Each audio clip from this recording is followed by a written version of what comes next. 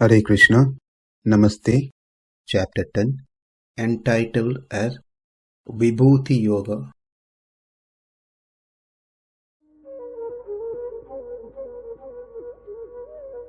Sloka 14. Sarvam etad ṛtaṁ manye yenmam vadasi keśava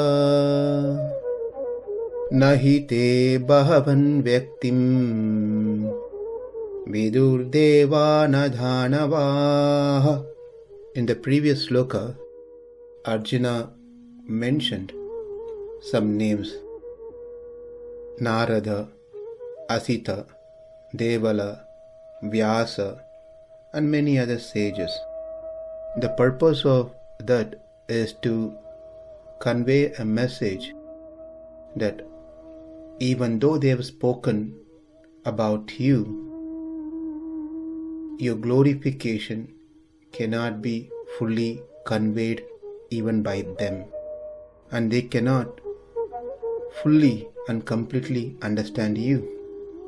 In the world, if we want to praise someone, we have to search for some good qualities in that person with great difficulty. We may praise someone based on even those qualities which they don't have. Whereas when it comes to Kṛṣṇa, he is a reservoir of all great, wonderful, auspicious qualities.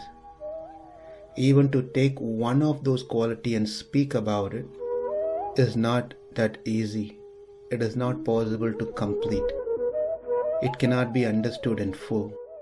Even Anantasesha, who has 1,000 tongues, still continuing his glorification. Therefore, who can fully understand Kṛṣṇa and his opulences, his auspicious qualities? That is the message from this sloka. Let's see the word by word meaning and the translation. Keśava, O Kṛṣṇa, Lord of Brahma and Shiva. Yat, which, Mam, unto me, vadasi, you say, etad sarvam, all that, ṛtaṁ manye, I accept as truth. Bhagavan, O personality of Godhead, one with all opulences in full. vyaktiṁ, your revelation, where all you manifest in what ways, devā, the demigods, na viduhu, would not know. dānavāḥ, the demons also, na viduhu, would not know. Hey, certainly. O Kṛṣṇa, I totally accept as truth all that you have told me. Neither the demigods nor the demons, O Lord, can understand your personality.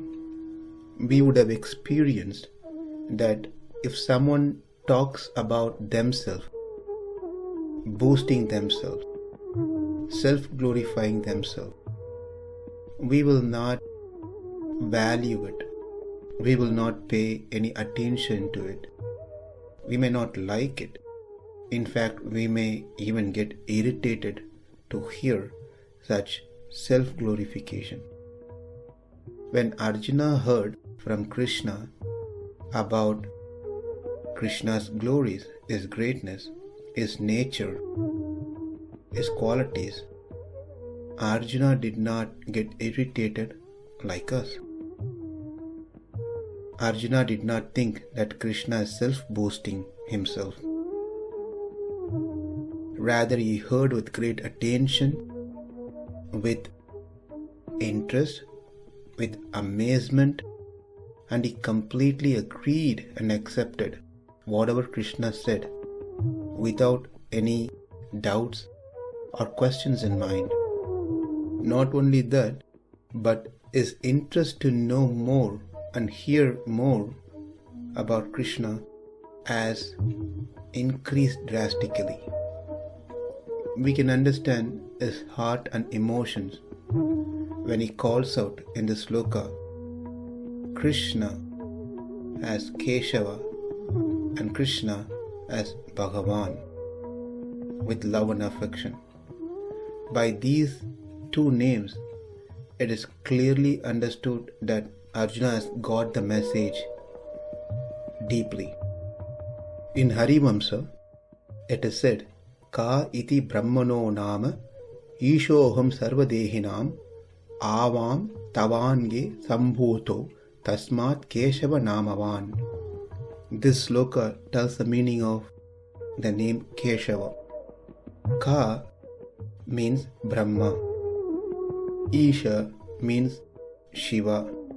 So this sloka is said by Lord Shiva that Brahma and he himself are born from the Supreme Lord Keśava. By calling out Keśava, Arjuna confirms his understanding and also his love, because Keśava has other meanings. One who has beautiful locks of curling hair. He whose hair is of supreme fragrance. He who is a source of rays emanating from sun and other objects. He who is a slayer of a demon called Keshi. He is the one who tormented of his enemies, and one who has governance over water and other matters. He is the one who has governance over different kinds of happiness.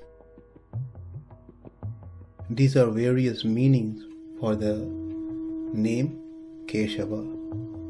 Bhagavan, Vishnu Purana states, Aishvaryasya samagrasya Viryasya Yashashaha Shriyah Jnana Vairagyayas Chaiva Sannambha Itingana. Krishna is called Bhagavan, and Krishna is the only Supreme Bhagavan because he possesses these 6 opulences in full: knowledge, strength, fame, wealth, beauty, renunciation.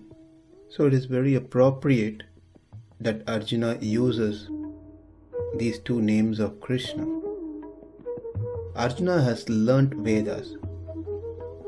From his young age, he has learnt and heard more about Krishna from various great sages like Vyasa, Narada, and many. And he himself has witnessed several amazing activities of Kṛṣṇa which cannot be performed by common men. But now hearing from Kṛṣṇa directly is so very clear that he is completely free of any traces of doubts. Also, we should know that Arjuna is free of ego, unlike us. If we know one sloka by heart, we feel that we are Vyasadeva, who has compiled millions of slokas. Arjuna never thought he knows everything, even though he knows and studied under the best teachers. He himself was very humble, down to earth. That's why he was able to submit himself to Kṛṣṇa as a disciple, seeking Kṛṣṇa's guidance. Sishyasteham sadimam tvam prapannam. We saw this in the 2nd chapter.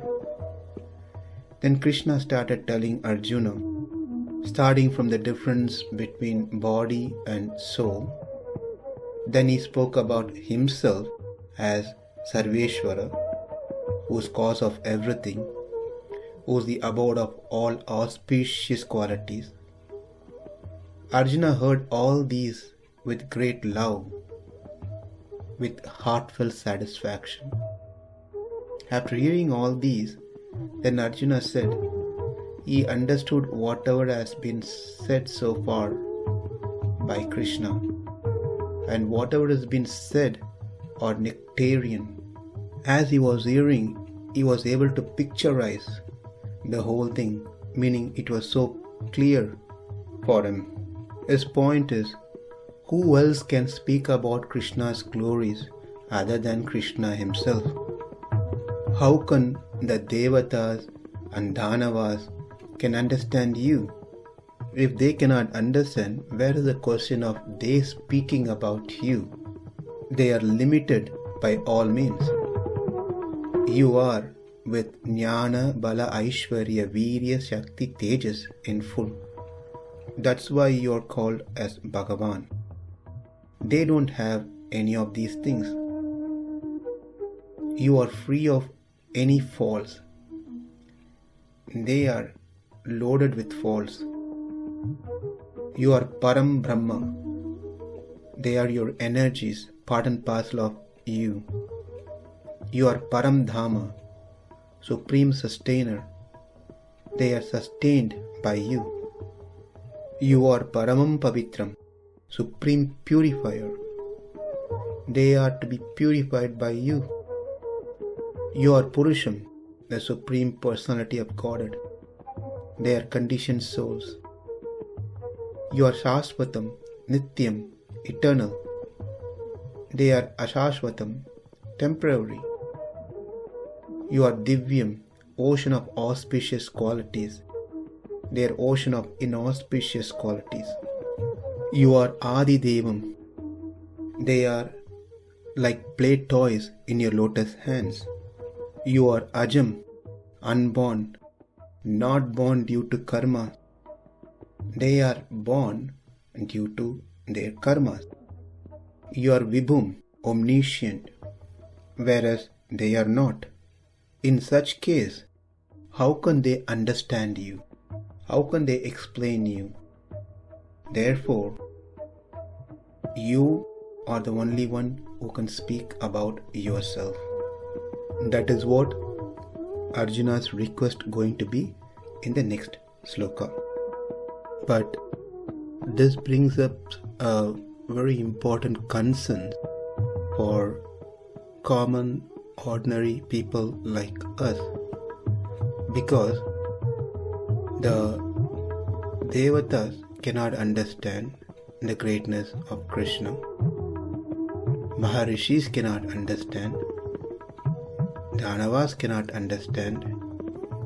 Then how are we supposed to understand Kṛṣṇa?